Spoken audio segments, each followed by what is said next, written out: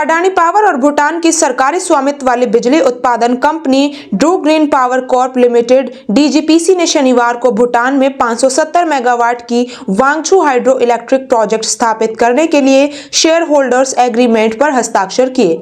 Power purchase agreement PPA पर सैद्धांतिक सहमति भी बनी और डेवलपर्स ने भूटान की शाही सरकार के साथ प्रोजेक्ट के लिए रियायत समझौते सीए पर भी साइन किए। भूटान के प्रधानमंत्री दाशो शेरिंग तोबेगे और अडानी समूह के अध्यक्ष गौतम अडानी की उपस्थिति में समझौतों पर हस्ताक्षर किए गए।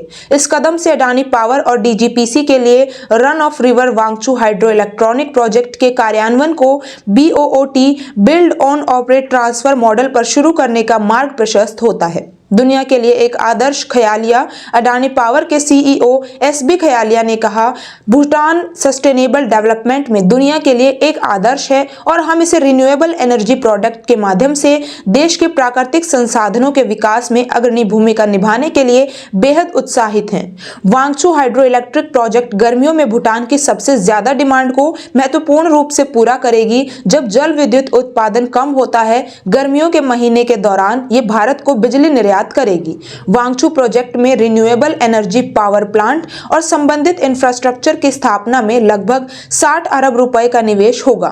2026 की पहली छमाही तक निर्माण शुरू होने की उम्मीद। विस्तृत परियोजना रिपोर्ट की तैयारी पूरी हो चुकी है और निर्माण कार्य 2026 की पहली छमाही तक शुरू होने की उम्मीद है। इसे शिलान्यास के 5 साल के भीतर पूरा करने का लक्ष्य रखा गया है। डीजीपीसी के प्रबंध निदेशक दाशो छेवांग रिंजिंग ने कहा, भूटान और भारत 1960 के दशक से ही भूटान की विशाल जल विद्युत क्षमता का दोहन करने के लिए मिलकर काम कर रहे हैं। जल विद्युत के क्षेत्र में इस सहयोग से दोनों देशों को अत्यधिक लाभ हुआ है और इसे दोनों देशों के बीच मैत्रीपूर्ण संबंधों की आधारशिला माना जाता है।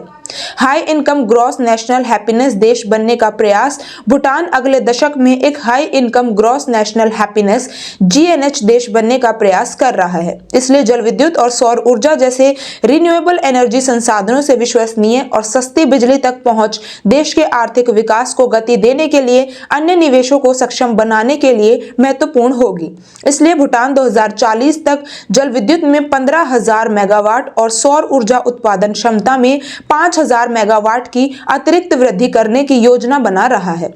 रिंजिन ने आगे कहा, डीजीपीसी 570 मेगावाट की वांगचू जल विद्युत परियोजना की स्थापना के लिए अडानी समूह के साथ साझेदारी कर प्रसन्न है। अडानी समूह की तकनीकी और वित्तीय क्षमता और उनके अपार अनुभव व विशेषज्ञता को देखते हुए परियोजना के कार्यान्वयन में तेजी आने और ऐसी अन्य परियोजनाओं के लिए एक मानक स्थापित होने की उम्मीद है। अडानी ग्रुप और डीजीपीसी के पास मई 2025 में समझौता। अडानी ग्रुप और डीजीपीसी के बीच मई 2025 को एक समझौते पर हस्ताक्षर हुए थे।